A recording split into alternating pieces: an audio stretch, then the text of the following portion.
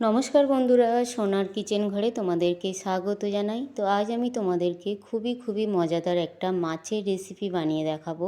তো এই রেসিপির ভিডিওটি পুরো দেখার অনুরোধ রইল। আর রেসিপিটি যদি ভালো লাগে কমেন্ট করো, লাইক শেয়ার সাবস্ক্রাইব করে আমার পাশে থেকো। যারা এখনও পর্যন্ত আমার চ্যানেলটিকে সাবস্ক্রাইব করেছো তাদেরকে অসংখ্য ধন্যবাদ। যারা এখনও আমার চ্যানেলটিকে সাবস্ক্রাইব করোনি, অনুরোধ রইল আমার চ্যানেলটিকে সাবস্ক্রাইব করে আমার পাশে থাকার জন্য। যারা আমার ফেসবুক পেজ থেকে দেখছো তাদের কাছে অনুরোধ রইল ফেসবুক পেজটা একটা লাইক দিয়ে একটু ফলো করে দেওয়ার জন্য। তো রেসিপিটি বানানোর জন্য এখানে দেখো আমি ট্যাংরা মাছ নিয়েছি। তো আজ আমি ট্যাংরা মাছের রেসিপি বানাবো। তো এখানে দেখো ট্যাংরা মাছগুলো কিন্তু একদম ডিমওয়ালা ট্যাংরা মাছ। তো এখানে আমি কিছু পিস বড় ট্যাংরা মাছ নিয়েছি, আর কিছুটা আমার এখানে ছোট ট্যাংরা মাছ আছে। তো এই দু রকম ট্যাংরা মাছ মিশিয়ে আজ আমি ট্যাংরা মাছের রেসিপিটা বানাবো। তো এখানে দেখো ট্যাংরা মাছটা আমার ধুয়ে পরিষ্কার করে নেওয়া হয়ে গেছে। এবার এই ট্যাংরা মাছের মধ্যে আমি একটু নুন দিয়ে দিলাম,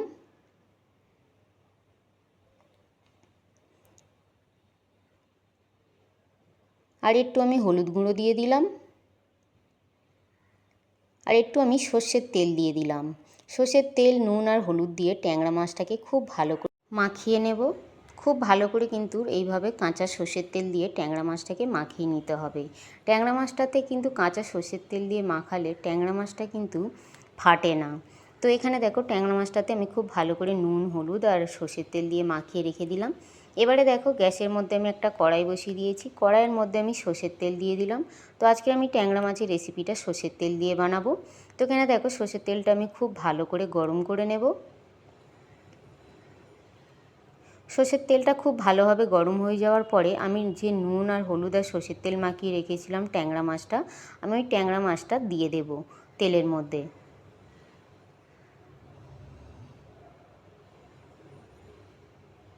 তো এখানে দেখো ট্যাংরা মাছগুলো আমি তেলের মধ্যে দিয়ে দিয়েছিলাম। দিয়ে দেওয়ার পরে একটা দিক হয়ে যাওয়ার পরে আমি আর একটা দিক উল্টে দিলাম।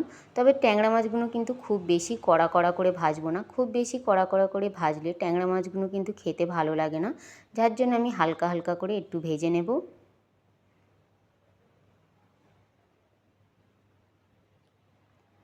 তো এখানে দেখো ট্যাংরা মাছগুলো আমার ভাজা হয়ে গেছে। এবারে আমি ট্যাংরা মাছগুলো উঠিয়ে নেব।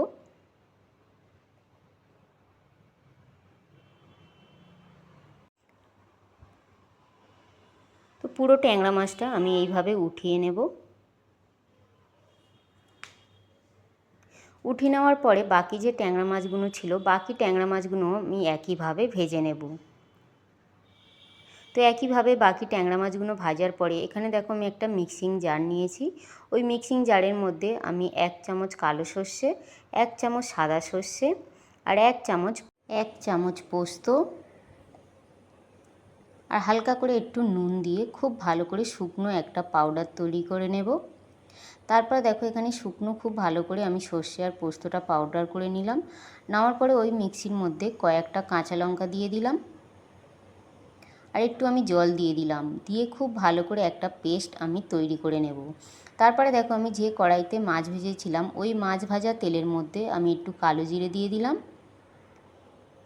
3টে আমি কাঁচা লঙ্কা দিয়ে দিলাম। কালো জিরে আর কাঁচা লঙ্কাটা একটু আমি ভেজে নেব। ততক্ষণ ভাজবো যতক্ষণ না কালো জিরে আর কাঁচা লঙ্কা থেকে সুন্দর একটা গন্ধ আসে, ততক্ষণ আমি এই কালো জিরে আর কাঁচা লঙ্কাটা ভেজে নেব। তো এখানে দেখো কালো জিরে আর কাঁচা লঙ্কাটা ভাজা হয়ে গেছে। কালো জিরে আর কাঁচা লঙ্কা ভাজা হয়ে যাওয়ার পরে ওই তেলের মধ্যে আমি একটু হলুদ গুঁড়ো দিয়ে দিলাম। ঝালের জন্য একটু আমি গুঁড়ো লঙ্কা দিয়ে দিলাম। কালারের জন্য আমি একটু কাশ্মীরি লঙ্কার গুঁড়ো দিয়ে দিলাম। ঝালটা অবশ্য তোমাদের পছন্দ অনুযায়ী কমিয়ে কিংবা বাড়িয়ে দিতে পারো। এবারে এই হলুদ গুঁড়োটা আমি তেলের সঙ্গে একটু নাড়াচাড়া করে নিলাম। নেওয়ার পরে একটু আমি জল ঢেলে দিলাম যাতে হলুদ গুঁড়ো আর লঙ্কাটা পুড়ে না যায়, যার জন্য আমি একটু জল দিয়ে দিলাম। জলটা দিয়ে মশলাটা আমি একটু কষিয়ে নেব। তো মশলাটা দেখো এখানে আমি একটু কষিয়ে নিলাম। এখানে কিন্তু অল্প পরিমাণে এখনও জলটা আছে। এবারে এই জলের মধ্যে আমি যে সর্ষে আর পোস্তটা বেটে রেখেছিলাম ওই সর্ষে আর পোস্ত বাটাটা আমি দিয়ে দেব। তো সর্ষে আর পোস্ত বাটাটা দিয়ে দিলাম। দিয়ে সর্ষেটা দিয়ে আমি একটু ভালো করে কষিয়ে নেব। একটু কষিয়ে নিয়ে খুব বেশিক্ষণ কিন্তু কষাবো না। সর্ষে খুব বেশিক্ষণ কষালে সর্ষে কিন্তু তিতো হয়ে যায়। তো এখানে দেখো সর্ষে দিয়ে তেল ছেড়ে দেবে, ততক্ষণ আমি কষাবো। তো এবারে দেখো আমি সর্ষেটা নুন দিয়ে পিষেছিলাম, যার জন্য আমি অল্প পরিমাণে একটু নুন দিলাম।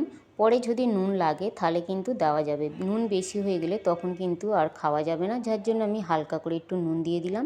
দিয়ে খুব ভালো করে আমি নাড়াচাড়া করে কষিয়ে নিলাম। নেওয়ার পরে যেই মিক্সির মধ্যে আমি সর্ষে আর পোস্তটা পিষেছিলাম ওই মিক্সিটা ধুয়ে আমি জল দিয়ে দিলাম। জলটা দিয়ে এবার আমি খুব ভালো করে ঝোলটা ফুটিয়ে নেব। তো এখানে দেখো ঝোলটা কিন্তু খুব ভালো করে ফুটে গেছে। ঝোলটা ফুটে যাওয়ার পরে আমি যে মাছ ভেজে রেখেছিলাম আমি ওই ভাজা মাছগুলো দিয়ে দেব, দিয়ে এবারে আমি ফুটিয়ে নেব।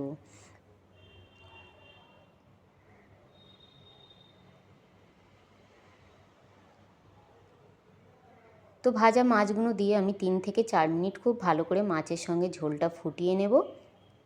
তো এখানে দেখো 3 থেকে 4 মিনিট আমি ঝোলের সঙ্গে মাছটা দিয়ে খুব ভালো করে আমি ফুটিয়ে নিয়েছি। নেওয়ার পরে কিন্তু এখানে আমার সর্ষে ট্যাংরা কিন্তু পরিবেশন করার জন্য প্রায় রেডি হয়ে এসছে। নামানোর আগে আমি এবার একটু ধনেপাতা কুচি দিয়ে দেবো। তবে তোমাদের কাছে যদি ধনেপাতা না থাকে না দিলেও কোনো অসুবিধা নেই, আমার কাছে ছিল বলে আমি একটু দিয়ে দিলাম। গরম গরম ভাতের সঙ্গে কিন্তু এরকম সর্ষে ট্যাংরা খেতে কিন্তু দুর্দান্ত লাগে। তো এখানে দেখো আমি ধনেপাতাটা দিয়ে দিলাম। ধনেপাতাটা দিয়ে আমি 1 মিনিটের মতন একটু ফুটিয়ে গ্যাসটা বন্ধ করে দেব। তো এখানে দেখো আমি কিন্তু গ্যাসটা বন্ধ করে দিলাম, দিয়ে এবার আমি পরিবেশন করে দেব। তো এখানে আমার সর্ষে ট্যাংরা পরিবেশন করার জন্য কিন্তু পুরো রেডি। গরম গরম ভাতের সঙ্গে অসাধারণ লাগে। তো আগে যদি তোমরা এইভাবে সর্ষে ট্যাংরা না বানিয়ে থাকো একবার হলেও কিন্তু আমার মতন করে বানিয়ে দেখতে পারো। আশা করি ছোট থেকে বড় সবাইয়ের কিন্তু ভীষণ ভীষণ ভালো লাগবে।